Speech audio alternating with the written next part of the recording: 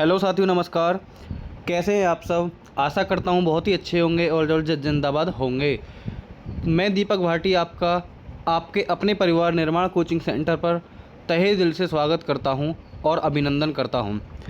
तो आज का हमारा टॉपिक रहने वाला है मैथ से। आज बहुत ही उपयोगी टॉपिक है जिसमें हम विभाज्यता के नियम को पढ़ने वाले हैं। इससे पिछली वीडियो में हमने संख्याओं का वर्गीकरण बहुत ही अच्छे से डिस्कस किया था, जिसमें हमने एक एक संख्या को अच्छे से जाना था कि कौन सी संख्या क्या होती है। ठीक है, आज हम उसी क्लास को कंटिन्यू करते हैं आगे। आज का टॉपिक रहने वाला है विभाज्यता के नियम। ये हमारी नंबर सिस्टम से सेकंड क्लास है।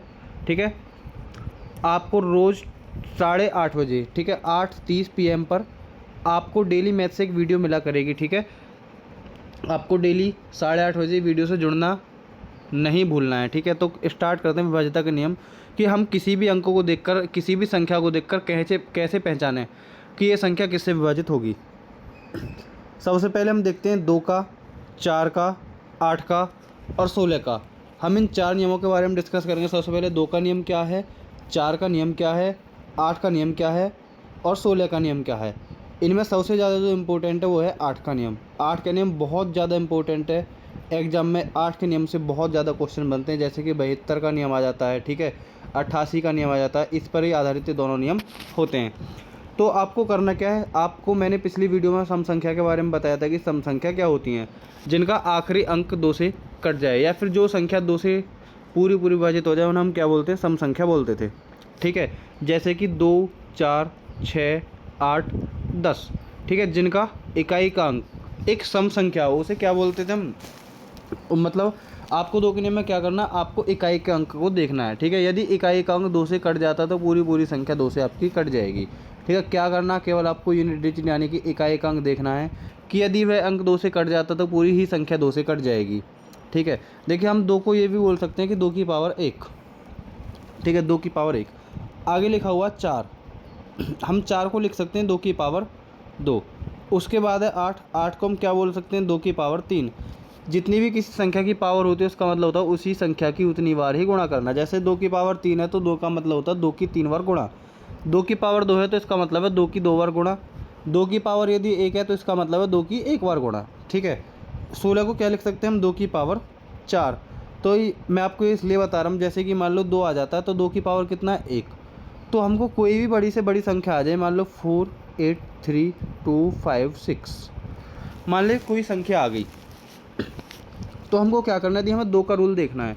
तो 2 के रूल के लिए करते हैं कि हम केवल इकाई के अंक को देखते हैं। यदि इकाई का अंक 2 से कट जाता है, ठीक है, यदि इकाई के अंक में 2 से भाग हो जाए, कितनी बार जा रहा है, 2 से इकाई का अंक कट जाएगा, कितनी बार, 3 बार, तो हम बोल सकते हैं कि पूरी संख्या 2 से डिवाइड हो जाएगी। ठीक है, अब हम यदि 4 का नियम देखते हैं तो 4 को क्या बोल सकते हैं हम, 2 की पावर 2। तो इसके लिए क्या करना है, आपको लास्ट के 2 डिजिट देखने हैं। ठीक है, 4 के नियम के लिए क्या करना है, आपको लास्ट 2 डिजिट देखने हैं, यानी कि 56। आपको देखना 56 में 4 का डिवाइड हो जाएगा या नहीं होगा। ठीक है, तो आप देखोगे 56 मतलब 56 लिखा हुआ, 56 4 से कितनी बार कट जाएगा, 56 4 से कट जाएगा 14 बार, 14 चौके 56। तो आपको करना है कि 4 के नियम में केवल लास्ट के 2 अंकों को देखना है। यदि वह लास्ट के 2 अंक 4 से कट जाते हैं तो पूरी संख्या 4 से कट जाएगी। इसके बाद है 8 का नियम। ठीक है, 8 के नियम को क्या करना है, 8 के लिए मैंने लिखा था 2 की पावर 3। तो इसके लिए क्या करोगे, 2 की पावर 3 यानी कि आपको लास्ट की 3 डिजिट देखनी है, यानी कि 256। लास्ट की 3 डिजिट में आपको क्या करना है, 8 से डिवाइड करके देखना है। ठीक है, तो 8 से भाग आपको करके देखना है, 8 तिया 24, शेष बल बचा 1, कितने हो गए 16, 8 दूनी 16। तो लास्ट की 3 डिजिट भी 8 से पूरी कट जाती है। इसका मतलब क्या है, पूरी संख्या भी 8 से कट जाएगी। ठीक है, मैं एक बार रिपीट कर देता हूँ, 2 का, 4 का, 8 का। 2 के नियम में क्या करना है, 2 की पावर 1 हम बोल सकते हैं 2 को। तो क्या करना है, आपको पावर में यदि 1 है तो लास्ट का 1 अंक ही आपको देखना है। यदि 2 से कट जाता है तो पूरी संख्या 2 से कट जाएगी। ठीक है, हम 4 के लिए क्या बोल सकते हैं, हम 4 के लिए बोल सकते हैं 2 की पावर 2। यदि हम 4 को 2 की पावर 2 लिख सकते हैं तो आपको केवल क्या देखनी है, आपको देखनी है पावर। ठीक है, यदि पावर 2 है तो आपको क्या करना है, लास्ट के 2 अंकों में ही 4 का भाग करके देखना है। जैसे इसमें लास्ट में 56 लिखा हुआ है। ठीक है, आपको 56 में 4 से भाग करके देखना है। यदि 56 पूरा 4 से कट जाता है तो पूरी संख्या भी 4 से कट जाएगी। ठीक है, इसके बाद मैंने लिखा था 8 का नियम। अब 8 को आप क्या बोल सकते हो, 8 को आप बोल सकते हो 2 की पावर 3। तो अगर 8 में 2 की पावर 3 आता है लास्ट में, तो आपको क्या करना है, लास्ट के 3 अंकों को देखना है, ठीक है। जैसे इसमें लिखा हुआ था 256, 256, 2 5 6, तो आप इसमें 8 यदि 8 से भाग करोगे तो क्या होगा, 8 से 256 पूरा पूरा कट जाएगा। यदि किसी भी संख्या के आखिरी के 3 अंक 8 से पूरे पूरे कट जाएँ तो पूरी संख्या भी 8 से कट जाएगी। सेम रूल 16 का होता है, ठीक है। 16 को क्या लिखते हैं हम, 2 की पावर 4। 16 का कभी भी किसी एग्जाम में पूछा भी नहीं जाता है, ठीक है। 16 का किसी भी एग्जाम में कभी नहीं पूछा गया, तो आपको केवल याद रखना है 2 की पावर, मतलब जितनी भी 2 की पावर आ जाएगी, जैसे मान लो 16 आ जाए, 16 के बाद क्या हो जाए 32 आ जाए, 32 के बाद 64 आ जाए, 64 के बाद क्या आता है 128। तो आपको इनमें करना क्या रहता है, केवल 2 की पावर के रूप में तोड़ना होता है। जैसे 16 को 2 की पावर 4 देखोगे तो आपको 16 के नियम के लिए आखिरी के 4 अंकों में 16 से डिवाइड करके देखना है। हालांकि कभी पूछा नहीं गया 16 का, ना 32 का आएगा ना ही 64 का आएगा। आपसे केवल 8 का रूल पूछा जाएगा, और 8 का रूल बहुत बहुत ज़्यादा इंपॉर्टेंट है। आपको 8 का रूल हमेशा याद रखना है कि 8 को हम बोल सकते हैं 2 की पावर 3। अगर 2 की पावर 3 बोल सकते हैं तो क्या करना है, आपको आखिरी के 3 अंक देखने हैं। यदि आखिरी के 3 अंक 8 से कट जाएँ तो पूरी संख्या 8 से कट जाएगी, ठीक है। हम आगे चलते हैं। 2 के बाद 2 का क्लियर होगा, 4 का हो गया, 8 का हो गया, 16 का हो गया, ठीक है। अब आपको 1 का नियम की तो कोई ज़रूरत है ही नहीं, ठीक है। इसके बाद है 3 का नियम, 9 का नियम और 27 का नियम। 3 का नियम बहुत ही ज़्यादा ईजी है और आपके लिए मतलब ये मतलब इम्पोर्टेंट भी है, ठीक है। 3 का नियम भी इम्पोर्टेंट है, आपको याद रखना है, ठीक है। मान लो मैंने कोई संख्या लिखी 4 5 6 3 2 4 1 5। मान लो कोई बड़ी भी, कितनी भी बड़ी संख्या है, आपको करना क्या है, यदि 3 का रूल पूछा जाता तो आपको अंकों का योग करके देखना है, ठीक है। क्या करना है, अंकों का योग। यदि अंकों का योग 3 से कट जाए तो पूरी संख्या भी 3 से कट जाएगी, ठीक है। अब मैंने इन तीनों को एक साथ क्यों लिखा है, 3 के, 9 को और 27 के रूल को, क्योंकि 3 के रूल में आपको क्या करना है, अंकों का योग तीनों में ही करना है, ठीक है। अंकों का योग करना है। अब आपको कैसे पता चलेगा, देखो 3 को हम कुछ इस प्रकार से लिखते हैं, ठीक है, और अंकों का योग अंक भी ऐसे ही लिखा जाता है, ठीक है। अंक में स्टार्टिंग में क्या बना हुआ है, 3, तो आपको अंकों का योग करना है, ठीक है। अंकों का योग, अंकों का योग 4 5 6 3 2 4 1 5, ठीक है। यदि अंकों का योग 3 से कट जाता है तो पूरी संख्या 3 से कट जाएगी। यदि अंकों का योग 9 से कट जाता है तो पूरी संख्या 9 से कट जाएगी। यदि अंकों का योग 27 से कट जाता है तो पूरी संख्या भी 27 से कट जाएगी। हालांकि 27 कभी भी किसी एग्जाम में नहीं पूछा गया और आगे भी कभी नहीं पूछा जाएगा। आपको किसका याद रखना, 3 का और 9 का। 3 का और 9 का रूल आपको याद रखना है। दोनों का रूल लगभग सेम है। 3 के लिए क्या करना, अंकों का योग 3 से कटना चाहिए, और 9 के लिए क्या करना, अंकों का योग 9 से कटना चाहिए। तो आपको ये जोड़ कर देखना है, ठीक है। 4 5 9, जहाँ भी 9 या 3 से कटने वाली कोई संख्या बढ़ जाए उसको आप छोड़ देना, ठीक है, उसको आप छोड़ सकते हो। जैसे कि 4 5 9, 9 तो 3 से कट जाएगा, छोड़ दो। 6 3 से कटता है, इसे छोड़ दो। 3 3 से कटता है, इसे छोड़ दो। 4 और 2 6, 3 से कटता है, इसे भी छोड़ दो। लास्ट में क्या बचा, 5 और 1 6। तो इसके पूरे के पूरे अंकों को क्या हो रहा है, 3 से कट रहे हैं, ठीक है। पूरे के पूरे अंकों को क्या हो रहा है, 3 से कट जाता है, तो आप पूरी संख्या क्या होगी, 3 से कट जाएगी। आप इसे कैजुअली मतलब आप इसे टोटल अंकों को जोड़ भी सकते हो। 5 4 9, 9 6 15, 15 3 18, 18 2 20, 20 4 24, 24 और 1 25, 25 और 5 30। अब आप देखोगे 30 को आप 3 से काट सकते हो, ठीक है। 24 क्या होगी, मतलब 30 क्या होगी, 3 से कट जाएगी। यदि 30 3 से कट जाएगी तो पूरी संख्या भी 3 से कट जाएगी। और मैंने आपको मतलब आपको एक ट्रिक लगानी है इसमें, पूरे अंकों का योग नहीं करना। जहाँ भी आपको अंकों का योग 3 दिख जाए या अंकों के मतलब 3 से कटने वाली कोई संख्या दिख जाए उसे छोड़ देना। जैसे मान लो लास्ट में जोड़ना मुझे 5 और 1 6, छोड़ देना आपको। आगे जोड़ना 4 और 2 6, छोड़ दो। 3 3 से कट जाएगा, छोड़ दो। 6 कट जाएगा, छोड़ दो। 5 4 9, तो पूरी का पूरी संख्या आपकी 3 से कटती नज़र आ रही है, ठीक है। आप लोग सोचेंगे कि यहाँ से क्वेश्चन किस प्रकार से बनेगा, ठीक है। आज मैं आपको केवल इनके रूल्स के बारे में बता रहा हूँ कि रूल्स किस कौन सी संख्या का रूल क्या है।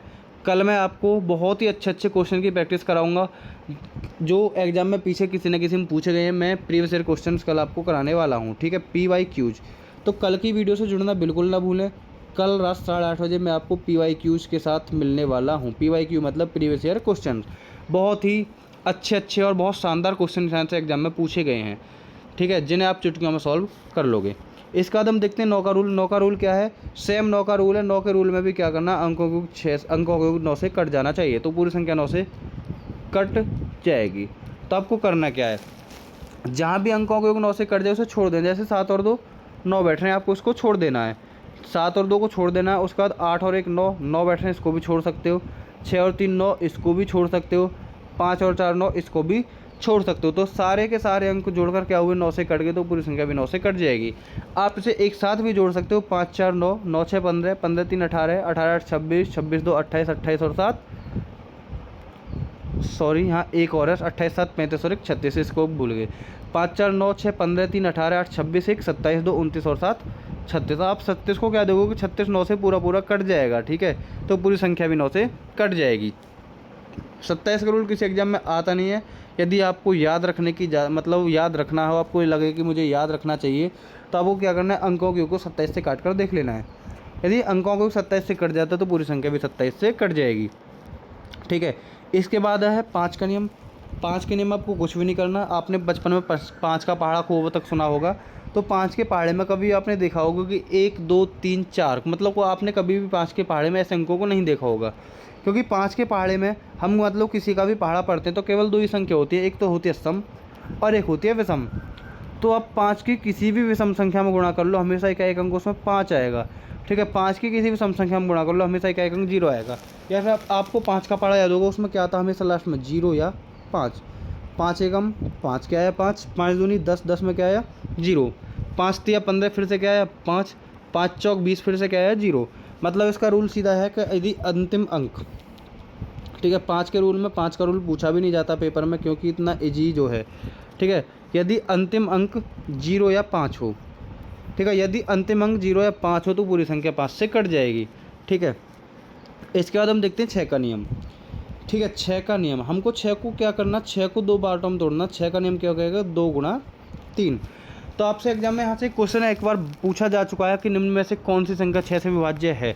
निम्न में से कौन सी संख्या 6 से विभाज्य है। मान लो मैंने एक संख्या लिखी 4 5 6 4 3 2 3 2 4, ठीक है। आपको करना क्या है, इसमें आपका 2 का रूल भी फॉलो होना चाहिए और 3 का रूल भी फॉलो होना चाहिए। 3 का रूल भी फॉलो होना चाहिए और 6 का रूल भी, मतलब सॉरी 2 का रूल भी और 3 का रूल, दोनों रूल फॉलो होने चाहिए। तो कैसे करोगे, आपको 2 के रूल के लिए क्या करना, आपको इकाई का अंक देखना है, ठीक है। क्या करना है, इकाई का अंक देखना है। यदि इकाई का अंक कट जाता है 2 से तो पूरी संख्या 2 से कट जाएगी। उसके बाद आपको करना 3 का चेक। तो 3 का चेक कैसे करोगे, आपको अंकों का योग करना है। मैंने इधर से स्टार्ट किया, 4 और 2 6, 6 से 3 से कट जाएगा, इसे छोड़ दो। 3 वैसे ही कट रहा है, इसे छोड़ दो। 6 कट जाएगा, छोड़ दो। 5 और 4 9 कट जाएगा, 3 से छोड़ दो। अब यहाँ बचा हुआ 4, तो 4 तो 3 से कटता नहीं है, तो ये पूरी संख्या फिर 3 से नहीं कटेगी। और यदि संख्या 3 से नहीं कटती, 2 से कट रही है और 3 से नहीं कट रही, इन दोनों से ही कोई संख्या कटती है तो संख्या किससे कटेगी, 6 से, ठीक है। आपको 6 का रूल यदि देखना है तो आपको क्या करना पड़ेगा, 2 और 3 दोनों का रूल आपको याद रखना पड़ेगा, ठीक है। 6 के रूल के लिए क्या करना है, दोनों का ही रूल लगाना पड़ेगा। अब ऐसा एग्जाम में क्वेश्चन किस हिसाब से पूछा गया है, निम्न में से कौन सी संख्या 6 से विभाज्य है। आपको इस प्रकार से कुछ ऑप्शन लिखे मिलेंगे, 4 5 2 3 1 6 ऑप्शन ए।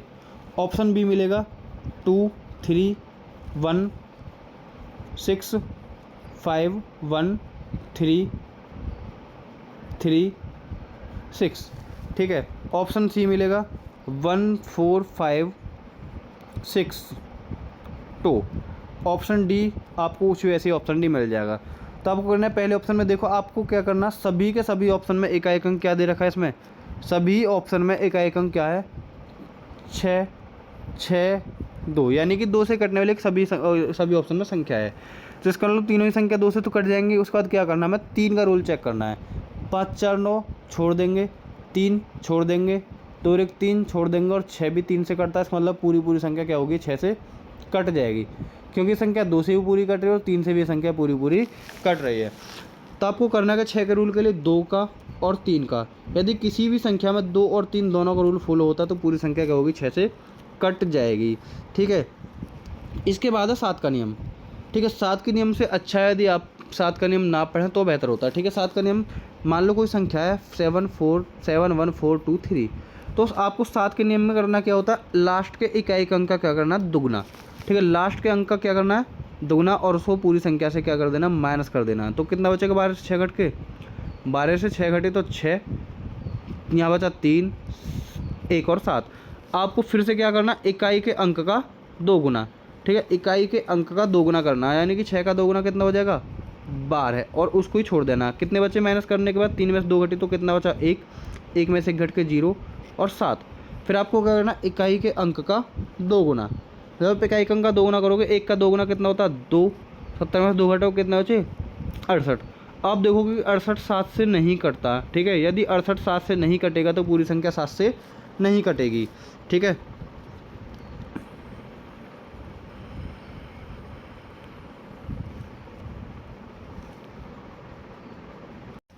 ठीक है, यदि वह 7 से नहीं कटता तो पूरी संख्या भी 7 से नहीं कटेगी। इसलिए हम बोल रहा था कि 7 का रूल देखने से पहले आपको क्या करना, कोई भी संख्या आती है तो उसमें डायरेक्टली आपको भाग दे के देख लेना है। लेकिन इसका एक नियम आपको याद रखना है, यदि कोई भी अंक 6 बार रिपीट मिल जाता है, मान लो 1 1 1 1 1 1, या फिर आपको कहीं लिखा मिल जाता 2 2 2 2 2 2, तो वो संख्या अवश्य ही 7 से कटेगी, ठीक है। कोई भी अंक या कोई भी संख्या यदि 6 अंकों तक लिखी है, मान लो यहाँ लिखा मिल जाए आपको 23 23 23, तो क्या होगा, यह संख्या भी पूरी पूरी क्या होगी 7 से कट जाएगी, ठीक है। आपको इसको याद रखना, केवल 6 डिजिट तक यदि कोई संख्या समान है तो वो संख्या 7 से कट जाती है, ठीक है।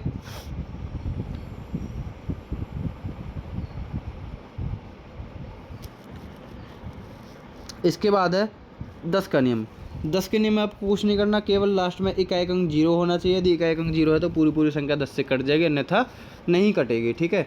यदि पूरी संख्या यदि इकाई अंक में 0 आ जाता है तो पूरी संख्या 10 से कटेगी, वरना नहीं कटेगी।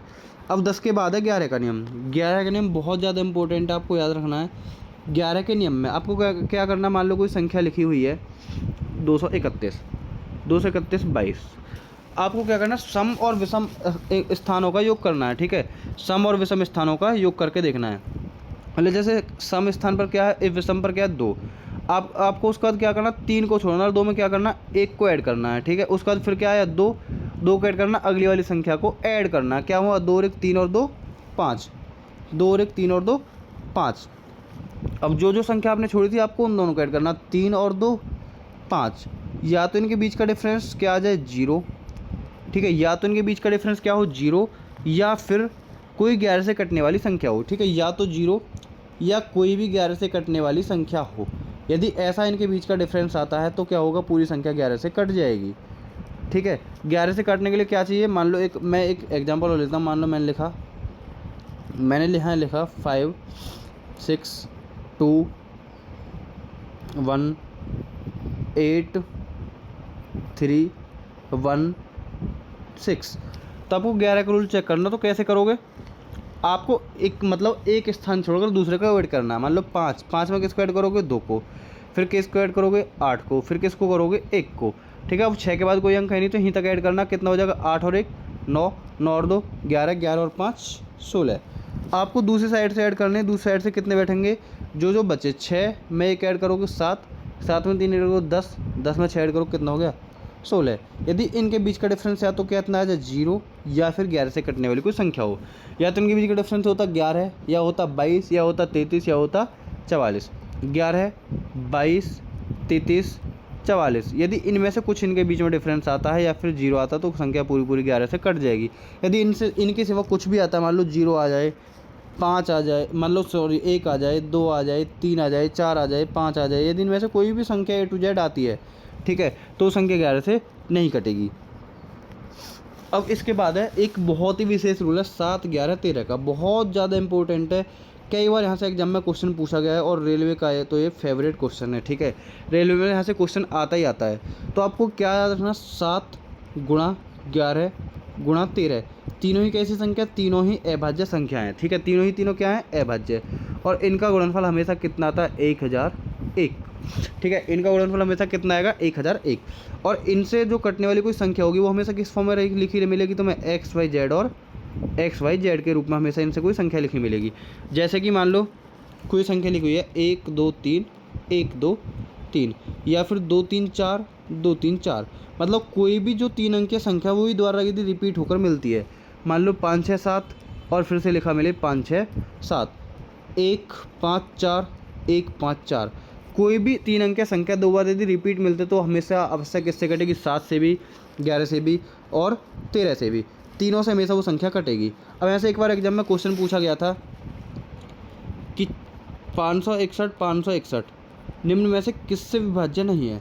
निम्न में से किससे विभाज्य नहीं है? तो इसके 4 ऑप्शन थे, ठीक है। किससे विभाज्य नहीं है? ऑप्शन ए था 7 से, ऑप्शन बी था 77 से, ऑप्शन बी था 91 और ऑप्शन डी था 65। तो आपको करना क्या है, देखिए मैंने बताया था आपको कि ये संख्या यदि कोई भी संख्या 3 अंक की संख्या 2 बार रिपीट है तो हमेशा किससे कटेगी? 1001 से कटेगी, ठीक है। 1001 ऑप्शन में आता तो उससे भी कटेगी। 7 या 11 या 13 इनमें से कुछ ऑप्शन आता तो उससे भी वो संख्या कटेगी, तो ऑप्शन में 7 है, कटेगी, ठीक है। इनके गुणनफल यानी 11 सत्ते 77, 77 से भी पूरी संख्या कटेगी, ठीक है। 11 और 13 का गुणनफल कितना होता है? 11 से 33 का 3 हासिल 1, 11 कम 11 और 3 14, यानी कि 143 से भी संख्या कटेगी और 13 सत्ते 91 से भी संख्या कटेगी। तो संख्या किस किस से कटेगी? पूरी 13 से कटेगी, 11 से कटेगी, 7 से कटेगी, 77 से कटेगी, 143 से कटेगी, 91 से कटेगी और किससे कटेगी? 1001 से कटेगी। तो देखो 91 में 7 और 13 आए हुए हैं, 13 सत्ते 91, तो 91 से तो पूरी संख्या कट जाएगी। 77 में क्या हुआ? 11 और 7, तो इससे भी संख्या पूरी कट जाएगी। 7 है लिखा हुआ है, तो किससे नहीं कटेगी संख्या? 65 से, ठीक है। यहाँ से एग्जाम में क्वेश्चन बन चुका है कि निम्न में से किस, मतलब ये संख्या किससे विभाजित नहीं है। सेकेंड रूल है इसी के जैसा मिलता जुलता एक है 101 का रूल, जो भी ये भी बहुत ज़्यादा इंपॉर्टेंट है, ठीक है। जैसे आपको क्या करना, 1001 का रूल अभी आपने देखा था कि 1001 के रूल में क्या होता है? XYZ और XYZ के रूप में आपको कोई भी संख्या लिखी मिलती है, ठीक है। किस रूप में मिलती है? XYZ और XYZ के रूप में, मतलब कि कोई भी 3 अंक की संख्या दोबारा रिपीट होती है।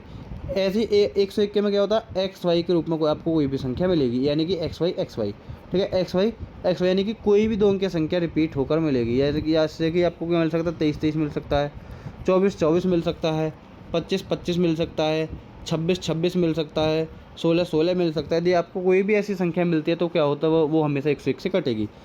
और 101 कैसी संख्या है? 101 एक अभाज्य संख्या है, ठीक है। 101 एक अभाज्य संख्या है। तो आपको याद रखना है 101 का रूल भी याद रखना है और 1001 का रूल भी याद रखना है, ठीक है। 1001 से जो कटने वाली संख्या होगी हमेशा किस फॉर्म में लिखी जाएगी? XYZ और XYZ के रूप में। और 101 से जो कटने वाली होगी हमेशा किस में लिखी जाएगी? XY के रूप में। अब यहाँ से क्वेश्चन और एग्जाम में एक बार पूछा गया था, यहाँ से लिखा हुआ था 2, 3, 5 XYZ, और यहाँ से क्वेश्चन पूछा था आपसे कि y प्लस जेड भाग x का क्या मान है, ठीक है। y प्लस जेड भाग x का क्या मान है? तो आपको करना क्या है? हाँ, ये लिखा हुआ था यदि यह संख्या, यदि 2, 3, 5 XYZ, यदि यह संख्या पूरी 1001 से विभाजित होती है तो y प्लस जेड भाग x का मान ज्ञात कीजिए। तो आपको करना क्या है? मैंने भी बताया था कि यदि कोई भी संख्या 1001 से कटेगी तो 2, 3, 5 आगे भी क्या होना चाहिए? 2, 3, 5। इसका मतलब क्या है? x का मान 2, y का मान 3 और z का मान 5। तो आपने यहाँ रख लेना, y का मान कितना रखना है? 3, z का मान कितना रखना है? 5। बॉड मास के अकॉर्डिंग क्या करना है आपको? पहले ब्रैकेट को सॉल्व करना है। x का कितना मान है? 2। तो 5 और 3 कितना होते हैं? 8। डिवाइड कितना? 2। जब 8 में 2 से डिवाइड करो कितने हो जाएगा? 4, यानी कि आंसर इसका कितना हो जाएगा? 4, ठीक है। इसके बाद हम नेक्स्ट टॉपिक पढ़ने वाले हैं स्थानीय और जातीय मान। तो आपको स्थानीय और जातीय मान बचपन से आपने पढ़े होंगे। स्थानीय और जातीय मान, स्थानीय बोलते हैं किसी के स्थान के लिए, ठीक है, किसी के स्थान के लिए, और जातीय बोलते हैं किसी की जाति। मान लो जैसे मैंने लिखा 2, तो 2 की जाति क्या हो जाएगी? 2 की जाति तो 2 ही है, ठीक है। कभी भी कोई कहीं भी जाकर खड़ा हो जाए, मान लो कोई हम में से ही कोई जाटव है, कोई ठाकुर है, कोई पंडित है, कोई कुछ भी है, ठीक है। मान लो कोई भी मान लो कोई पंडित है, ठीक है। यहाँ वो पंडित है, यदि वो कहीं भी दुनिया कोने में जाकर खड़ा हो जाए तो हमेशा कह रहा है कि वो पंडित है तो पंडित ही रहेगा। मान लो मैंने कोई संख्या लिखी 123, अब मैंने आपसे पूछा कि इसमें 2 का जाति मान क्या है, तो 2 का जाति मान हमेशा कितना रहेगा? 2। मतलब जिस अंक का भी पूछा जाता है उसकी जाति होती है वो, ठीक है। मान लो 2 का जाति मान 2, 4 का जाति मान 4, चाहे वो संख्या में कहीं भी उपस्थित हो, चाहे वो इकाई पर हो, दहाई पर हो, सैकड़ा पर हो, हज़ार पर हो, कहीं पर भी हो, ETC एटसेट्रा, ठीक है। जातीय मान हमेशा क्या रहेगा? वो ही संख्या रहेगी। अब स्थानीय मान में क्या होता है? जैसे मान लो मैंने कोई संख्या लिखी है, मैंने संख्या लिखी 1, 2, 3, 4, 5। अब मैं आपसे पूछता हूँ कि 3 का स्थानीय मान क्या है?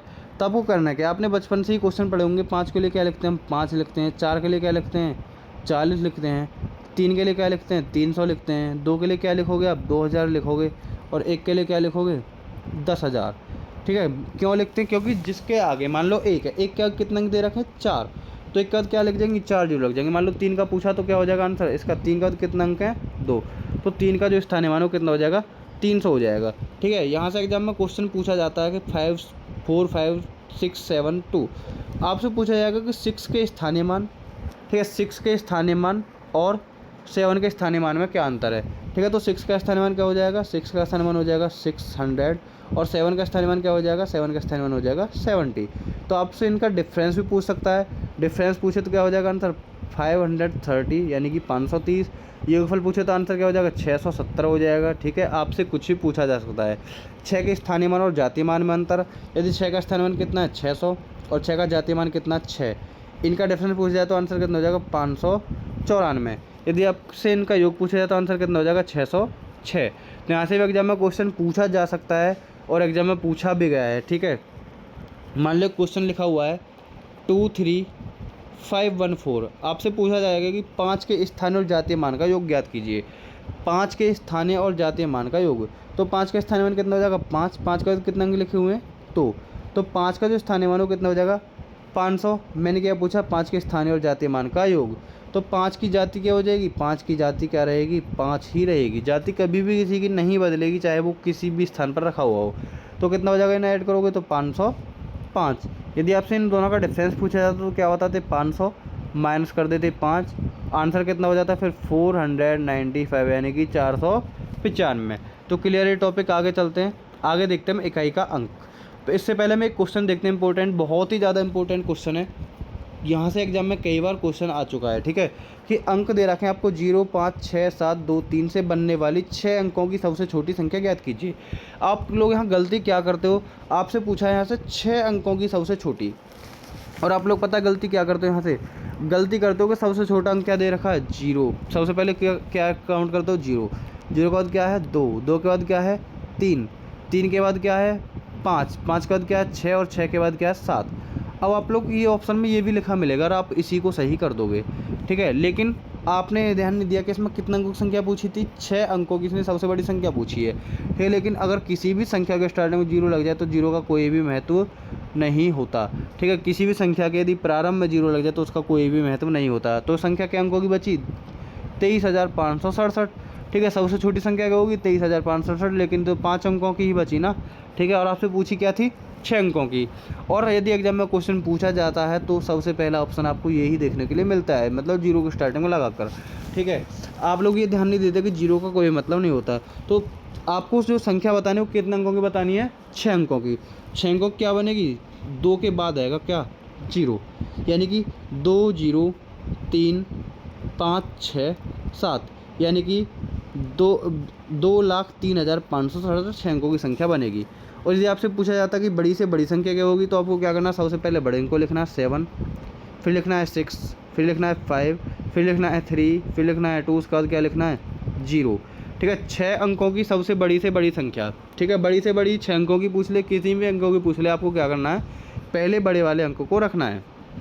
ठीक है, और यदि सबसे छोटी संख्या पूछता है और उसमें 0 भी इंक्लूड कर दिया है, यदि ठीक है 0 भी इंक्लूड कर दिया जाता है, तो आपको क्या करना है, यदि आपसे 6 अंकों की संख्या पूछी जाती है तो 0 को स्टार्टिंग में नहीं लेना। मान लो आपसे 5 अंक दे देते, मैं यहाँ से 7 को गायब कर दूँ। ठीक है, मान लो यहाँ 7 नहीं होता, क्या होता क्वेश्चन 0 5 6 2 3 से बनने वाली 5 अंकों की छोटी से छोटी संख्या, और जिसमें 0 को भी इंक्लूड यदि उसने किया है तो 0 को आपको स्टार्टिंग में नहीं रखना।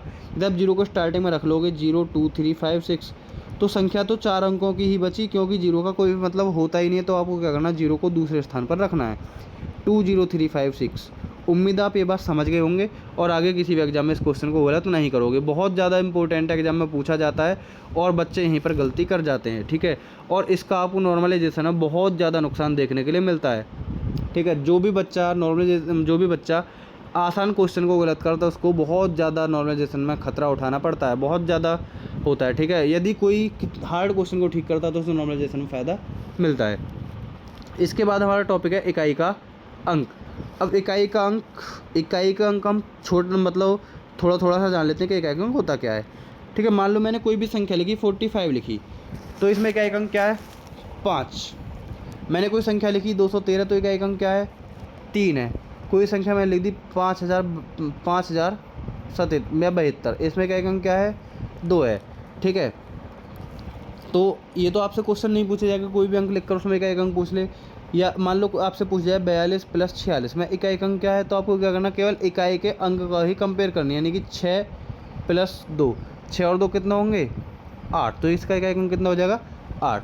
मान लो आपसे पूछ जाता है 813 - 203, 813 - 203 में इकाई अंक क्या है, तो आपको इकाई अंक इधर कितना दे रखा 3, इधर भी कितना है 3, और 3 में से 3 घटाओ क्या बचेगा 0। यदि हम प्लस होता तो 3 और 3 कितना हो जाता 6। यदि इकाई अंक पूछा जाता तो आपको केवल क्या करना, इकाई के अंक की ही गणना करनी है, ठीक है।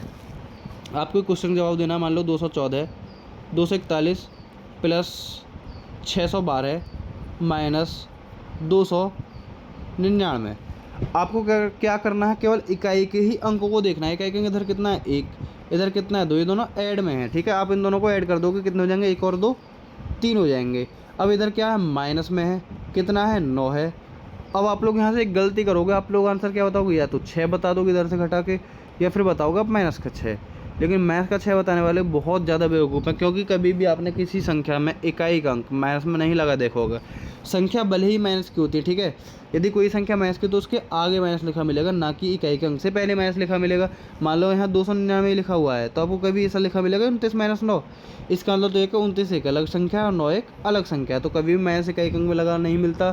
तो यदि आपको कभी भी ऐसी कंडीशन फंसी मिल जाती है तो आपको करना क्या है, उस मान लो यहाँ 3 है और 3 में से आप 9 को नहीं घटा सकते, तो क्या करना, आपको इस संख्या को 13 मान लेना है, ठीक है। मान लो 4 होता तो क्या मानते, आप 14 मान लेते। 5 होता क्या करते, 15 मान लेते।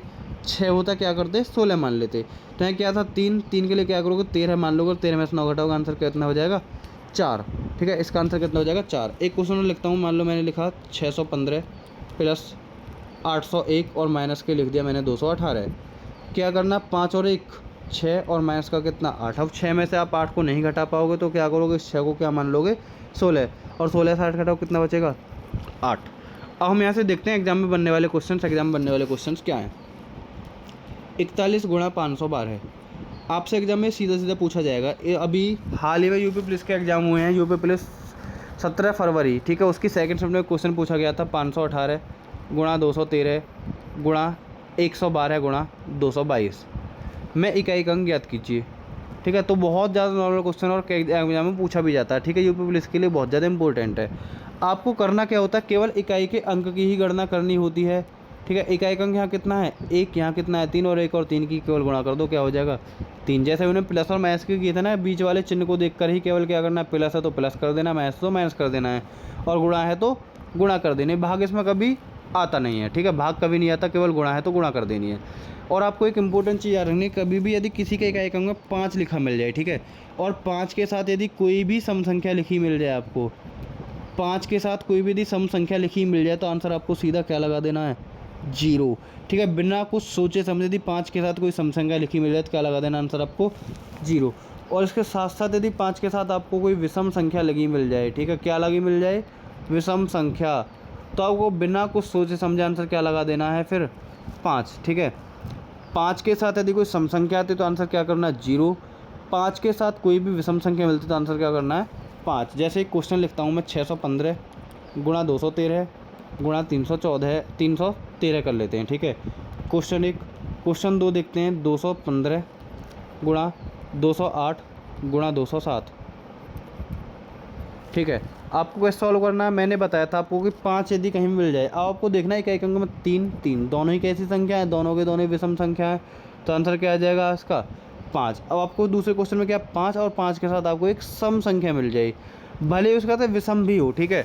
आपको फ़र्क नहीं पड़ता, कोई भी मान लो 1000 भी विषम संख्या आ गई, यदि 5 के साथ एक भी आपको सम संख्या मिल जाती है, उसके साथ चाहे कितने विषम हो, आंसर क्या लगा देना आपको 0 लगा देना, ठीक है। 0 ही आंसर आपको लगा देना है। चाहे यहाँ मैं मान लो एक संख्या ऐड कर देता, मैं लिख देते हैं 216 217, 7 भी तो विषम है, 7 विषम है। मान लो मैंने एक संख्या और लिख दी 219, 9 भी तो विषम है, कोई फ़र्क नहीं पड़ता, ठीक है। कितनी भी संख्या विषम आ जाए कोई फ़र्क नहीं पड़ता। यदि आपको 5 के साथ एक सम संख्या मिल जाए तो आंसर क्या लगा देना 0, और 5 के साथ कोई विषम संख्या आती है तो आंसर क्या लगाना है 5 लगाना है, ठीक है। तो आप ऐसे नॉर्मल क्वेश्चन को तो कर लोगे। मान लो 614 × 213 × 1001 × 203, ठीक है। और ये आपको एक रूल रखना है, यदि किसी के भी इकाई अंक में आपको 0 लिखी कहीं मिल जाती है चाहे के कोई भी अंक हो जीरो के साथ, कोई भी अंक हो, कोई भी अंक, ठीक है, सम हो विषम हो, आंसर हमेशा क्या लगाना है, जीरो। क्योंकि जीरो की किसी भी संख्या में मल्टीप्लाई करने से आंसर क्या आता है, हमेशा जीरो। जीरो के आप किसी भी संख्या में मल्टीप्लाई कर लेना, आंसर हमेशा क्या आएगा, जीरो आएगा। आपको इसका आंसर बताना है कि एक अंक यहाँ कितना है, 4, यहाँ कितना है, 3, यहाँ कितना है, 1, और यहाँ कितना है, 3। तो आपको केवल इकाई के अंकों की ही मल्टीप्लाई करनी। 3 एकम 3, 3 तिया 9, 9 चौक 36। अब 36 में भी इकाई का अंक क्या है, 6, तो इसका आंसर हो जाएगा 6। अब इकाई के अंक में भी हमारे दो, मतलब ये तो नॉर्मल टाइप के क्वेश्चन थे, बहुत ही सिंपल थे, ठीक है। या तो आपको केवल जोड़ में क्वेश्चन मिल जाए, घटाने में क्वेश्चन मिल जाए, गुणा में क्वेश्चन मिल जाए, ठीक है। इसमें 2-3 टाइप के क्वेश्चन और आते हैं इकाई के अंक से। एक तो आता है घात वाले क्वेश्चन, ठीक है। क्या आते हैं, घात वाले क्वेश्चन आते हैं। मान लो 213 की पावर आपको लिखी मिल जाए 1005, ठीक है। या फिर आपको मिल जाए 1078 की पावर 512। तो आपको ऐसे क्वेश्चन को कैसे सॉल्व करना है, ठीक है। अब एक तो आपको घात वाले क्वेश्चन बचे हुए हैं, घात के साथ साथ इसमें एक आते हैं फैक्टोरियल के क्वेश्चन, फैक्टोरियल, ठीक है। कल की वीडियो में हम फैक्टोरियल और घात वाले क्वेश्चन को सॉल्व करेंगे, और उसके साथ साथ हम देखेंगे जो हमने विभाज्यता के नियमों को पढ़ा था, उनसे रिलेटेड जो भी क्वेश्चंस बनते हैं, ठीक है। किस प्रकार से क्वेश्चन एग्जाम में पूछा जाता है, क्या क्या क्वेश्चन अभी तक पूछे गए हैं, हम उसके एक एक PYQ को देखकर, मतलब देख कर करने वाले हैं, ठीक है। आपको बिल्कुल भी क्लास में ऐसा नहीं लगेगा कि ये हमने अब आज से पहले नहीं। यदि कोई बच्चा फ्रेशर है, ठीक है, कोई भी फ्रेशर है और उसको मैथ बिल्कुल भी नहीं आती है, तो आपको उसके पास ये वीडियो शेयर कर देनी है। प्रॉमिस है वो वीडियो देखने के बाद मैथ को सीख जाएगा, या फिर कभी भी क्वेश्चन यहाँ से गलत नहीं करेगा, ठीक है। और ये जो इसमें जो यूनिट डिजिट का जो एक टॉपिक है, ठीक है, एक टॉपिक अभी में क्या कहता है, डिविजिबिलिटी रूल्स यानी कि DR, डिविजिबिलिटी रूल्स यानी कि विभाज्यता का नियम। एक क्या क्या है, यूनिट डिजिट। यूनिट डिजिट को हम कल कंटिन्यू करेंगे आगे। यहाँ से किसी ना किसी एग्जाम में क्वेश्चन रिपीट होता ही रहता है, ठीक है। इसका बाद इसमें एक टॉपिक आता है शेषफल प्रमेय का, ठीक है, शेषफल प्रमेय। एक आता है इसमें दाईं तरफ शून्यों की संख्या, एक इसमें आता है गुणनखंडों की संख्या। और ये तो 5 इसके मेन टॉपिक हो गए, और भी छोटे छोटे बहुत सारे क्वेश्चन आते हैं किसी ना किसी एग्जाम में। मान लो यूपी पुलिस का पेपर, उसमें यूनिट डिजिट पूछ लिया, दिल्ली पुलिस का पेपर, उसमें कोई विभाज्यता का नियम पूछ लिया, SSCD के में शेषफल से क्वेश्चन पूछ लिया। मतलब क्वेश्चन इस चैप्टर से आता ही आता है। आप किसी भी एग्जाम की तैयारी कर ले, चाहे आप किसी भी वनडे एग्जाम का पेपर दे रहे हो। आप अभी का देख लो, उसका है ये पुलिस के एग्जाम हुए थे, ठीक है। एक शिफ्ट में यूनिट डिजिट से पूछा था, एक में विभाज्यता के नियम से पूछा था, और एक में शेषफल प्रमेय से क्वेश्चन पूछा था। तो क्वेश्चन रिपीट होते ही रहते हैं। तो कैसी लगी आपको वीडियो, कमेंट बॉक्स में जरूर बताना।